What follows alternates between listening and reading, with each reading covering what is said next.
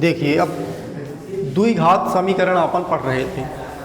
द्विघात समीकरण में हम उसका हल निकालते हैं। हल निकालने की अलग अलग विधियां हैं।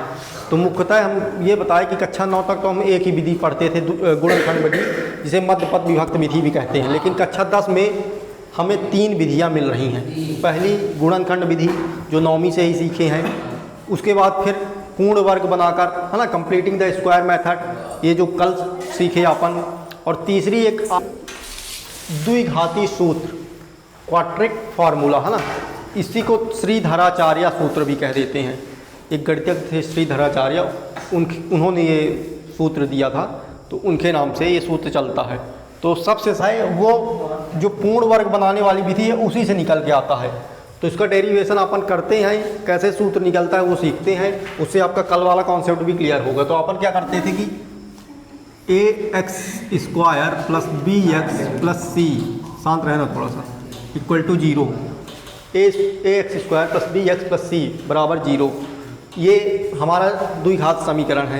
यहाँ पर हम क्या जानते हैं कि a b c ये तीनों क्या हैं, रियल नंबर, वास्तविक संख्याएं हैं।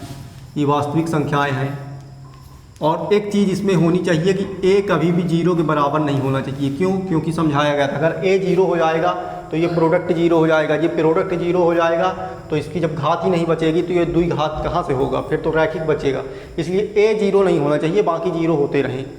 ठीक है, इससे अपने को सूत्र निर्माण करना है। तो पूर्ण वर्ग बनाने के लिए अपन क्या करते थे, x² का गुणांक 1 बनाते थे, तो a सब में इसका बटे कराते हैं। तो ax² plus bx plus c बराबर 0 पूरे का बटे a कराएंगे। क्यों करा रहे हैं, x² का गुणांक 1 करने के लिए। तो यहाँ से ax² plus a plus bx upon a plus c upon a, और ये 0 यहाँ से ये गया, तो ये x², ये हुआ b अपॉन a x, ये हुआ c अपॉन a, ये हो गया पहला कंडीशन। फिर क्या करते थे हम, x का जो गुणांक है, x के गुणांक को x के गुणांक बटे 2 प्लस माइनस का होल स्क्वायर, है ना। तो ये करेंगे तो x का गुणांक क्या है, ba, है ना, उसके बटे क्या होगा, बटे 2, है ना। तो यहाँ से इसके बटे 1 है तो ये इससे गुणा होगा, ये इससे गुणा होगा, तो क्या बनेगा, ये b upon 2a plus minus square. ये चीज़ अपने को ऐड करना है। तो अपन ऐड करते हैं x² plus b upon a x plus c upon a plus minus b upon 2a का होल स्क्वायर। ये वही चल रहा है, पूर्ण वर्ग बनाने वाला नियम ही चल रहा है, यहाँ तक कर दिए अपन। ठीक है, अब क्या करना है, एक बार प्लस के साथ लिख लो, एक बार माइनस के साथ, b upon a x plus c upon a, एक बार प्लस के साथ लिखे तो b अपॉन 2a का स्क्वायर, एक बार माइनस के साथ लिखे b अपॉन 2a का स्क्वायर। यहाँ तक वही है, सेम चीज़ है। अब a प्लस b का होल स्क्वायर अपने को बनाना है, क्योंकि x का गुणांक ये है और ये प्लस के साथ है, तो a प्लस b का बनेगा कैसे, a² plus b² plus 2ab। तो इसको मिला के x plus b upon 2a का होल स्क्वायर बन जाएगा। ठीक है, a प्लस b का होल स्क्वायर बन गया। बच क्या गया, जो बच गया उसको लिख लेते हैं, c अपॉन a बच गया और माइनस का b अपॉन 2a का होल स्क्वायर, ये बच गया। यहाँ तक सब क्लियर है, कोई दिक्कत नहीं है। अब इसके आगे और चलते हैं, तो इनको उधर लेके अपन जाते हैं, तो ये माइनस का प्लस में बदल जाएगा, ये प्लस का माइनस में बदलेगा। तो ये तो एज इट इज़ आएगा x plus ba upon 2a का होल स्क्वायर, ये एज इट इज़ आएगा, और ये b अपॉन 2a का होल स्क्वायर प्लस का हो जाएगा, और ये माइनस का होगा, c अपॉन a माइनस का होगा। इसको हल करेंगे तो ये b² अपॉन 4a हो जाएगा, 4a², है ना, 2 2 4 और a का a², ये c अपॉन a। यहाँ से इसका एलसीएम लेंगे तो 4a² एलसीएम आएगा। इसको हल करेंगे तो एक बार में जाएगा, ये b² ही आएगा, लेकिन इसको हल करेंगे तो एक a कटेगा, 4a बचेगा, तो 4ac होगा, ये 4ac होगा। यहाँ तक अपन आए, ये चीज़ तो सेम ही चल रही है, ये सेम ही चल रही है। अब फिर अगला स्टेप क्या करते थे, ये स्क्वायर को उधर ले जाते तो अंडर रूट में बदलता था, x plus b upon a, ये चीज़ उधर जाके अंडर रूट में बदलेगी, तो ये होगा b² minus 4ac upon 4a²। अब अंश बटे हर दोनों में अंडर रूट होता है ना, तो एक बार इसमें ऊपर होगा तो b² माइनस 4ac और इसमें जब होगा तो ये 4 का 2 निकल आएगा और ए स्क्वायर का ए निकल आएगा, तो ये केवल बचेगा 2a। ठीक है, समझ में आया। इसका जब होगा तो इसका 4 का 2 निकल आएगा और ए स्क्वायर का ए निकल आएगा। यहाँ तक कोई दिक्कत नहीं। x plus B upon 2a। अब एक बार हम क्या करते थे, अंडर रूट के साथ प्लस माइनस हो जाता था ना, अंडर रूट हमेशा प्लस माइनस दोनों के साथ निकलता है। तो एक बार प्लस के साथ लेंगे, एक बार माइनस के साथ लेंगे। तो एक बार प्लस के साथ जब लेते हैं तो प्लस के साथ लेते रहे हैं अपन, तो x ये b प्लस का है, उधर जाके माइनस का होगा, माइनस बी अपॉन 2a। तो ये बनेगा plus under root B square minus 4ac upon का 2a।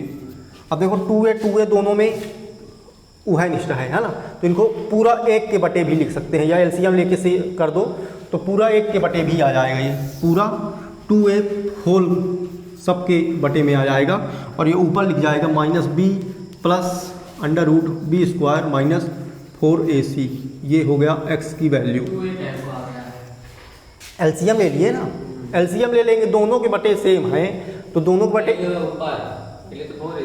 4 स्क्वायर, पूरे में होल अंडर रूट है, होल अंडर रूट है तो यहाँ भी अंडर रूट लगेगा, इसमें भी अंडर रूट लगेगा। तो ये तो अंडर रूट से बाहर निकल नहीं पा रहा है, लेकिन ये निकल जाएगा ना। इसका जब प्रोडक्ट करेंगे तो 2 गुणे 2 4 का 2 ए स्क्वायर का ए निकल आया अंडर रूट से, अंडर रूट से बाहर निकल के स्वतंत्र हो गया है ना। ये लोग नहीं निकल पा रहे हैं तो फंसे हैं। हाँ, वो अंडर रूट में ही रह जाएंगे, वो भी अगर निकल सकते तो निकल जाते। ये अगर बी स्क्वायर अलग होता तो निकल आता, लेकिन ये एक साथ है माइनस 4ac, ये तो नहीं निकल पा रहा। ठीक है, स्क्वायर से निकलने के लिए हमेशा जोड़ा निकलता है, तो यहाँ भी जोड़ा बन जाएगा, यहाँ भी जोड़ा बन जाएगा, निकल आएंगे। तो ये अपना पहला आ गया। उसके बाद माइनस चिन्ह के साथ लेके चलेंगे, तो माइनस चिन्ह के साथ भी माइनस बी, यहाँ प्लस की जगह माइनस हो जाएगा, और ये B square minus 4ac upon 2a। तो ये प्लस चिन्ह के साथ आ गया, ये माइनस चिन्ह के साथ। यही सूत्र है।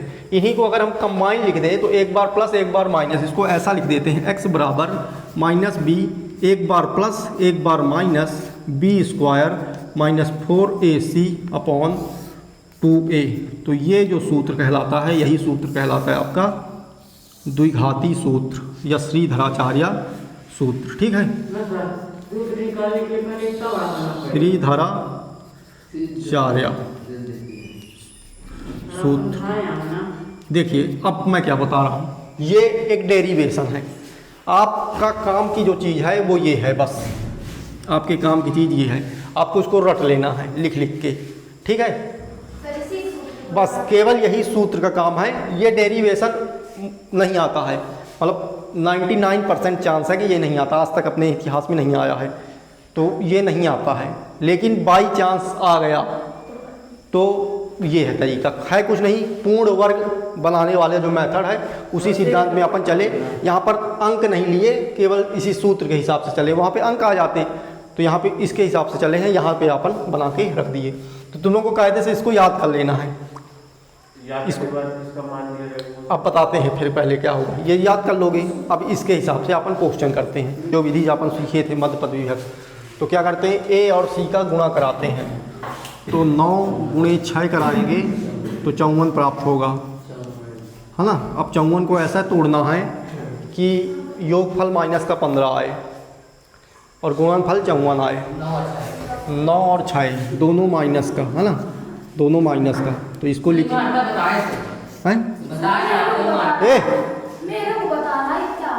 मतलब बहस ना किया मैंने। तो 9x स्क्वायर माइनस का 9x माइनस का 6x प्लस 6 इक्वल टू 0। यहाँ से 9x कॉमन लिए तो ये बना x माइनस का 1, यहाँ से 6 कॉमन लिए तो x माइनस का 1 इक्वल टू 0। हल ना करो, यहाँ से नहीं 2 से करते हैं बस, पहले इससे निकाल लेते हैं फिर उससे भी देखते हैं उसमें कैसे होता है। हाँ, तो यहाँ से एक x का मान 1 आया, यहाँ से दूसरा x का मान 6/9, तो कट पिट के 3 दूनी 6 3 तिकाई 9, तो x का मान 2/3 आया। ये अपना x के 2 मान आ रहे हैं। अब देखिए सूत्र से कैसे करेंगे इसको। तो सूत्र 9x square minus 15x plus 6 बराबर 0। तो सबसे पहले इसको तुलना कराएंगे अपन जर्नल इक्वेशन से, ax square plus bx plus c से। यहाँ से a b c ढूंढेंगे। a क्या है, a 9 है, b क्या है, b 15 है, c क्या है, c 6 है। अब a b c का मान बस यहाँ रख देना है। तो x बराबर माइनस बी, तो माइनस बी क्या है, माइनस बी ऑलरेडी है, और फिर b माइनस का 15 है, तो माइनस तो चिन्ह रहेगा ही, और b का माइनस 15 अलग आएगा, ठीक है ना। तो माइनस चिन्ह तो अलग से है, b का भी माइनस का 15 है तो वो अलग से आएगा। फिर plus minus under root B square, तो बी स्क्वायर मतलब माइनस 15 का square, minus 4 into A into C, ठीक है, अपॉन का 2a, तो a क्या है, a आपका 9 है। अब हल करेंगे तो ये माइनस माइनस प्लस हो जाएगा 15, प्लस माइनस 15 का स्क्वायर होगा 225, है ना, और ये होगा 9 छक्का 54, 9 छक्का 54, 54 और 4, इसको करो 9 छक्का 54, 54 गुणे 4 कितना रहा, हाँ 4 चौको 16 की 6 यहाँ सिलाई 1, है ना, इतना इसे कर लो यार, 54 गुणे 4, 4 चौको 16 की 6 हाँ सिलाई 1, 5 चौको 20, 20 है 216 बटे 2a, तो 2a क्या होगा, 9 दूनी 18, फिर 15 प्लस माइनस ये हल हो गया कितना होगा, 5 4 9 अंडर रूट 9 बटेगा 18। अब अंडर रूट 9 हम जानते हैं क्या होता है, तो प्लस माइनस 3 बटे 18, 3 रूट 3 नहीं, 9 का सीधे 3 हो जाता है, रूट 9 3 सीधे ना हो जाएगा। अब आपके पास ये वैल्यू आ गई, अब एक बार प्लस के साथ हल करो, एक बार माइनस के साथ हल करो।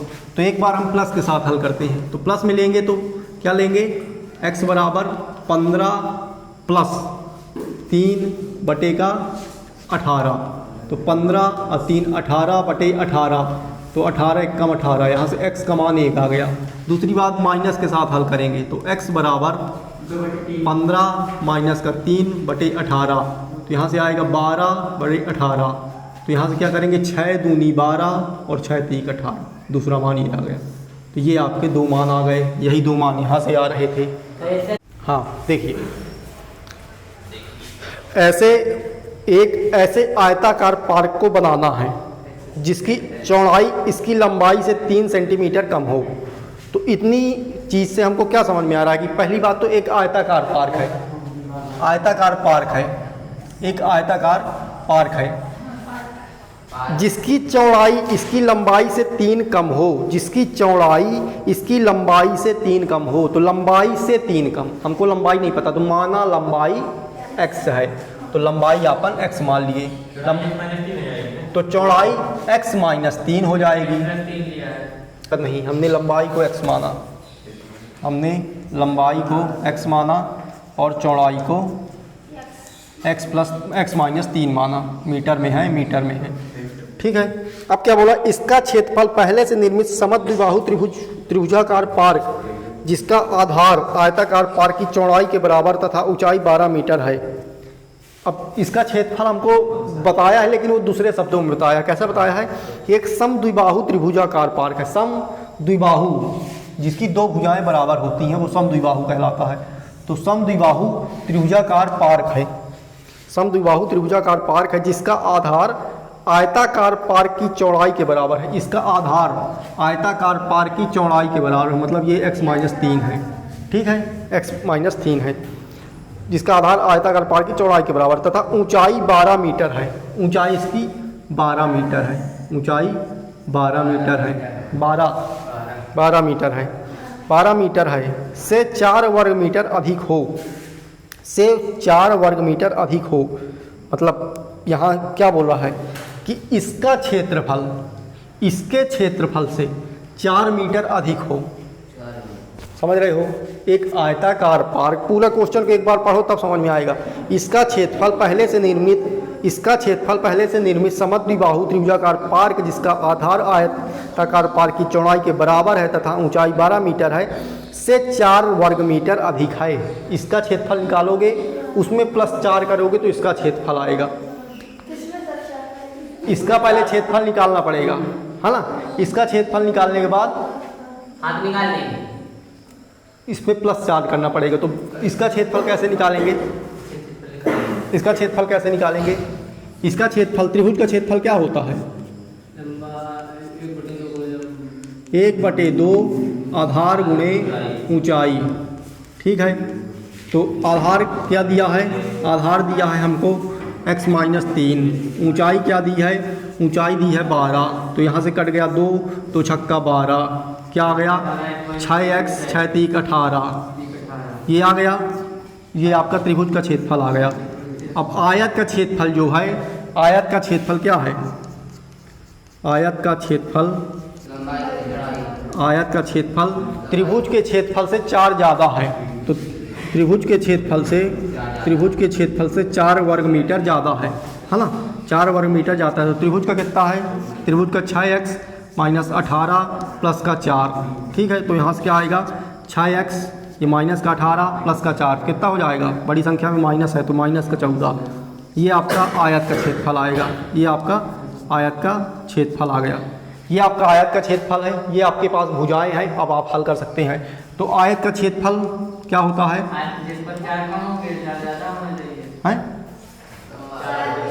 आयत का क्षेत्रफल त्रिभुज के क्षेत्रफल से 4 ज़्यादा है, 4 ज़्यादा है ना? तो ये आयत का क्षेत्रफल, आयत का क्षेत्रफल होता है लंबाई गुणे चौड़ाई, लंबाई गुणे चौड़ाई। तो आयत का क्षेत्रफल कितना है? 6x माइनस का 14। लंबाई क्या है? लंबाई आपकी x है। चौड़ाई क्या है? चौड़ाई आपकी x-3 है। यहाँ से बनेगी इक्वेशन। तो ये 6x माइनस का 14 x² माइनस का 3x। ठीक है, यहाँ से आप क्या करेंगे? तो एक सबको एक तरफ x² माइनस का 3x, ये भी माइनस का 6x, और ये जाएगा तो प्लस का 14, ये 0। यहाँ से हुआ x², ये हुआ 6 3 9x, ये हुआ आपका 14, ये हुआ 0। ये आपकी क्वाड्रेटिक इक्वेशन बनी। इसको अब हल करना पड़ेगा। किसी भी विधि से आप हल कर सकते हैं, किसी भी विधि से आप हल कर सकते हैं। तो हम करते हैं इसको मध्यपद विभक्त विधि से। 7 दूनी 14, हमको दिख रहा है 7 दूनी 14, 7 दूनी 14। तो x² माइनस का 7x माइनस का 2x प्लस 14। तो यहाँ से आ गया x कॉमन, x माइनस का 7 माइनस का 2, x माइनस का 7 बराबर 0। तो x माइनस 7 वह निष्ठ, x माइनस 2, x का मान 7 आ गया, x का मान 2 आ गया। अब यहाँ पे 2 मान आ रहा है। 2 मान का क्या मतलब है? 2 मान आ रहे हैं तो दोनों में बैठा के देखिए। तो एक बार अगर हम x 7 लेते हैं, एक बार अगर हम x 7 लेते हैं तो ये 7 माइनस 3 कितना होगा? ये 4 बनेगा।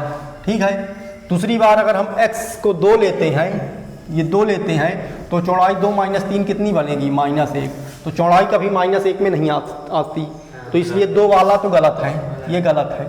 सही हमारा ये है। तो 7 हमारी लंबाई है, 4 हमारी चौड़ाई है।